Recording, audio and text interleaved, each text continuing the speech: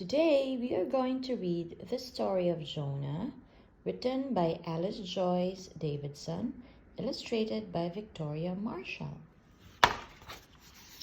Alice was a little girl who liked to sing and play. She loved her Bible storybook and read from it each day. She was reading Jonah's story all about that Bible time when an airmail bird delivered a note that had this rhyme: "Reading is the magic key to take you where you want to be." The book that Alice held became a giant magic screen. She walked on through to Bible land and came upon this scene.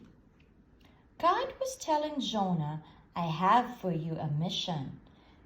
Jonah, go to Nineveh and fix a bad condition. The people there are sinning. They don't know right from wrong. They need someone to warn them whose faith is very strong.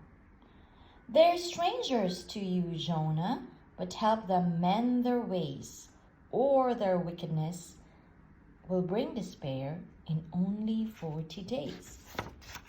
Thought Jonah, "I don't like them. I won't warn them. I won't go. I'd rather disobey and hide than help folks I don't know." So Jonah tried to run from God. He paid to take a ride on board a great big sailing ship with space where he could hide.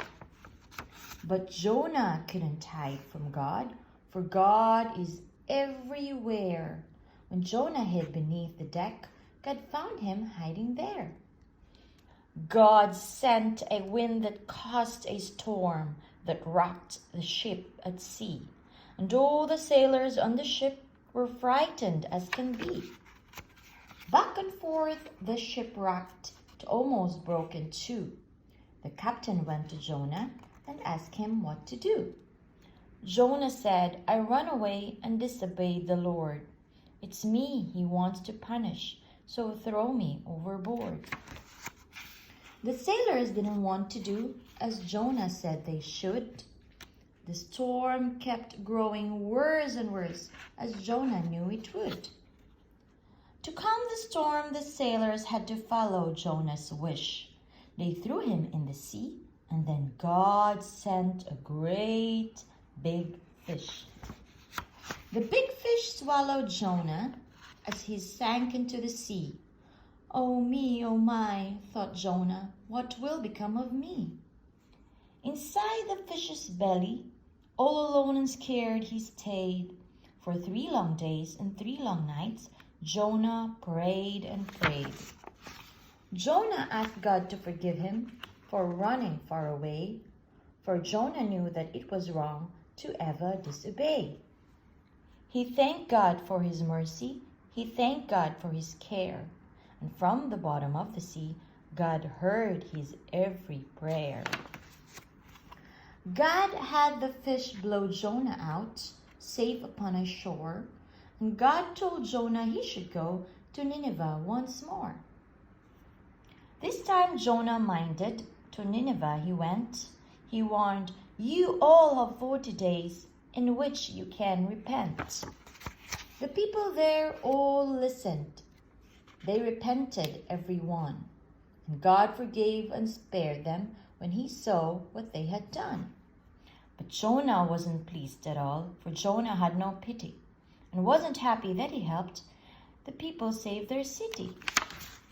Jonah sat down in the sun, and next to him God made a lovely plant that grew and grew and offered Jonah shade. The next day God destroyed the plant that Jonah learned to love. He questioned why God did this, and God answered from above. "You felt pity for a plant that lived for 1 short day. Isn't Nineveh far greater than a plant in every way?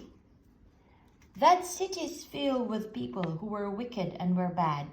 They were sorry and repented, and that made me very glad." Then Jonah finally understood, for in his heart he knew that God is merciful and wise and all forgiving too. Alice walked back through the screen, she put her book away and thought, I'll learn 3 special things in Bible land today. First of all, we must obey what God tells us to do. Then I learned God's everywhere. We can't hide from His view. I also know that when we're bad and sorry as can be, God has mercy and has pity and forgives us lovingly. Then Alice said a silent prayer, thanked the Lord above for all the lessons she had learned and for His endless love. The end.